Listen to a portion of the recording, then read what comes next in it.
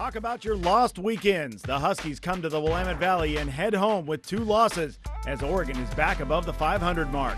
The Beavers were looking to make it a Beaver State sweep, but the Cougars weren't going down without a fight. At Pauley, the Bruins with a non-conference game, and UCLA put the Red Storm in a full Nelson. In Palo Alto, the Sun Devils were seeing green after a big second half by the Cardinal. At Haas, the Wildcats and Bears went down to the wire, not once, not twice, not even 3 times. And the Beaver women prove it's never too late to pick up your first conference victory. The final month of the season is upon us, and so is this edition of Inside the Pack.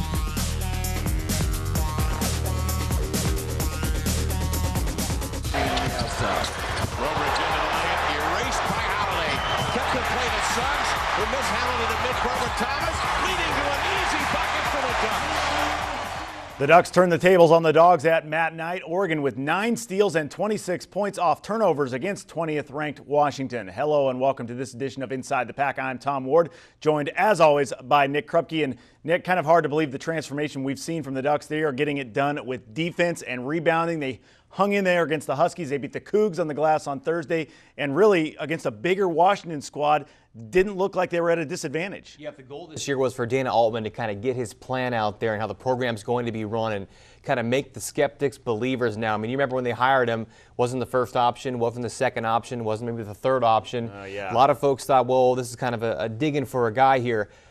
Not to be the case. I mean, they're getting the most he could possibly get out of these guys that hung around. They talk about 110%, but he's getting that. You look at this, all the guys all over the floor, the hustle points, the team concept. You mentioned the assist, 21 on 28 field goals. You look at just EJ, you look at Tyrone, you look at Katron, who's just infectious on all those guys. JR, on and on down the list. And now you're looking at winning to 5 of 7, not just sneaking up on people going, well, maybe they'll win a couple of games. It's a trend at this point now. Yeah, now, and they're back up over the 500 mark, which is huge, and just sitting 1 game below 500 in the Pac-10. I think now it's safe to say that the skill and the chemistry on this team kind of catching up with the grit and the feistiness that we were talking about early in this campaign. Now, Oregon State, on the other hand, I mean, a team going kind of in an opposite direction here. The Beavers had kind of a flashback to 2008 where they couldn't shoot straight. Terrible night at the line. Terrible night from three-point land, almost just under 12% from the 3. Yeah, and you would have come into the game and said the Cougars are going to be 3 for 15 from three-point land. Klay Thompson, the Pac-10 leading a score. Well, foul out was just 6 points. Figure pretty good remedy for the Beavers to pick up a win. Not the case when they have a season low for points. Terrible night at the free throw line. They were even worse from three-point land. And again, maybe like the 3rd game in the Pac-10 season, you thought they didn't play their best ball. We know that, but they probably should have won that game. Definitely, and then they also got out-rebounded by a wide margin, 42-30 in this game. And Jared Cunningham, another tough night for him, 3 for 11 from the field, and really kind of makes you scratch your head about what's going on with Jared. But as we get the show cranked up here, we'll delve into that a little bit, and let's get things going here. And what a transformation the Oregon men have made the last 3 weeks under Dana Altman.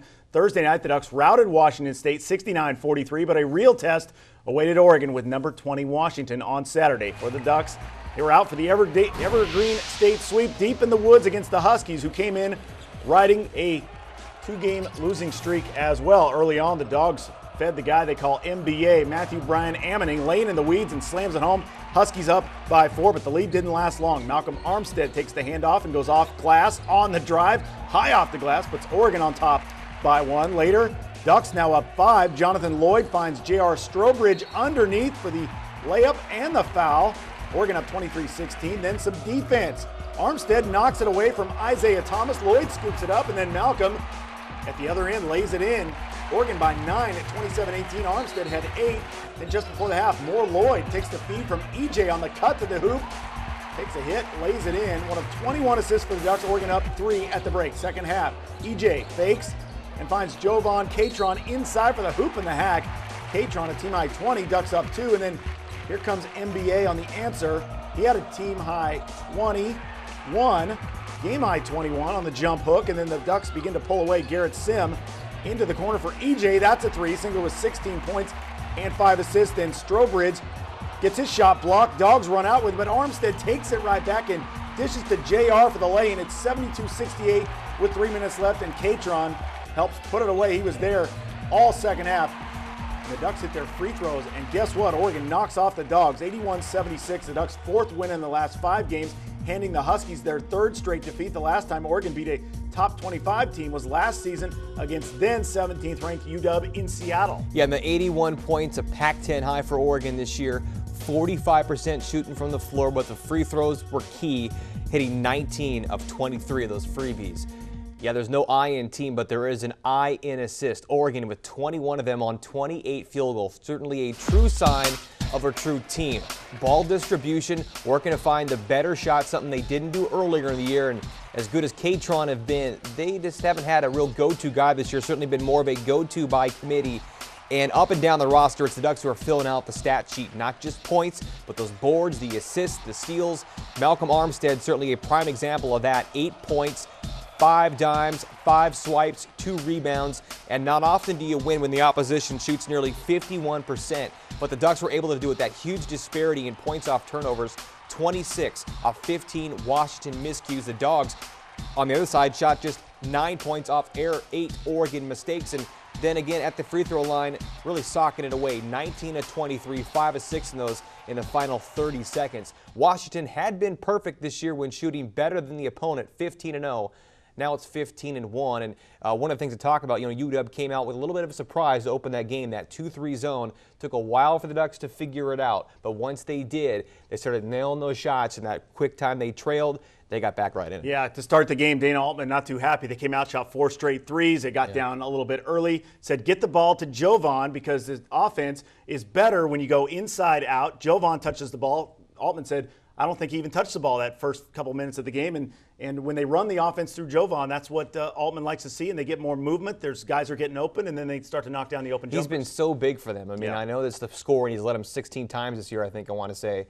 But just the way he has, he's always in a positive mood. Remember last week at the Cal game, Altman's kind of ripping into him a little bit. Jovan's right next to him going, hey, guys, wake up. We got to play some game. He's like another coach on the floor, 5th-year senior, one of the real veterans hanging around, and he has been just so vital as to what they've been able to do. Yeah, he's been around a while now, as everyone knows, and kind of neat to see him because I remember when he came in, and he was just this wide-eyed freshman. And neat to see him have some success now in the Ducks as well. At various times this season, the Beaver men have looked like the best of teams and the worst of teams. Thursday, O-State, very good. Their first win over a top 25 team since 2006 ended a 3-game losing skid. Saturday, the Beavers were out for their first home sweep of the Washington schools since 2005. Klay Thompson and company got it going early. The Beavers came out to another slow start. Thompson comes off a screen and pops the 3, make it 9-2 Cougars, but the Pac-10's leading scorer fouled out with a season-low 6 points. A little later, Jared Cunningham, one of his 5 steals, lays it up and in, and one, makes it 9-7, still in the first. Cunningham getting creative off Patrick Simon's back, lays it in to make it 11-10. Wazoo then peeled off a 15-0 run. Off the miss, Simon says, lay it in. Cougars out-rebounded the Beavs 42-30. They trailed 32-27 at the break. Down at the half in the second. Calvin Haynes, bad pass. Thompson finds Marcus Capers, the bump and the bucket. 52-41 Cougars. But once down by 16, the Beavs crawled back. Devon Collier, the best night of his career. First double-double, 16 and 10, cuts the deficit to 9. And then a bit later, Thompson loses it. One of 20 Cougar turnovers. Joe Burton outlet to Amari Johnson, 2 of their 22 points off miscues. It's 56-50.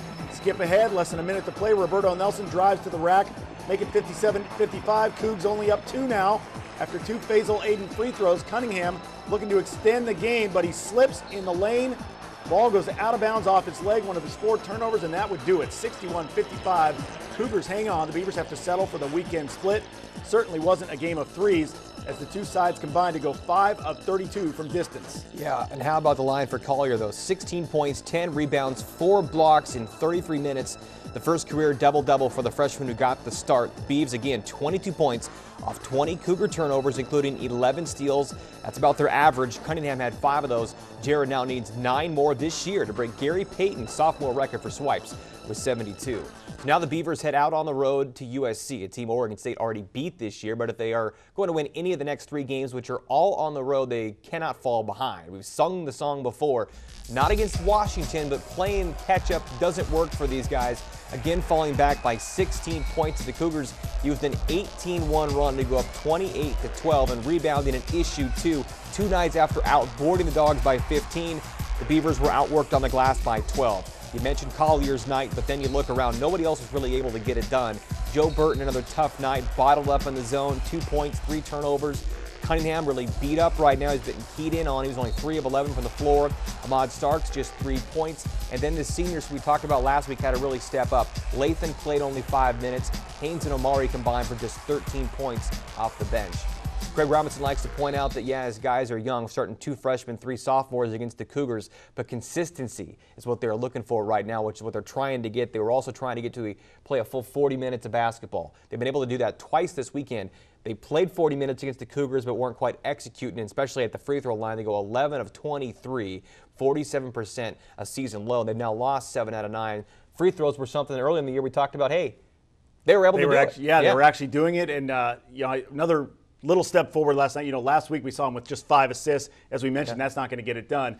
10 assists last night on 21 field goals, better ratio, but certainly not enough made field goals in this game. Still trying to get it all together in the 3. I mean, what is it, 2 from 15 from long for them? Right. Certainly something they make. A couple of those shots, again, I think they win the game.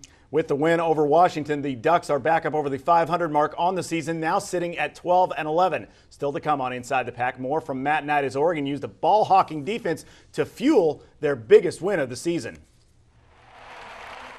I think it's chemistry and, playing with each other, and now we're starting to buy into the system, defense, being a pressure team. And we know that we're small, but we have to rebound as a team, and it's starting to pay off for us. And the Never Say Quit Beaver women go into Heck-Ed and pick up win number 1. The Saturday in women's action is straight ahead, as always. Lots more Beavers, Ducks, and the rest of the Pac-10 online all the time at our website, InsideThePac.com. We're back after this.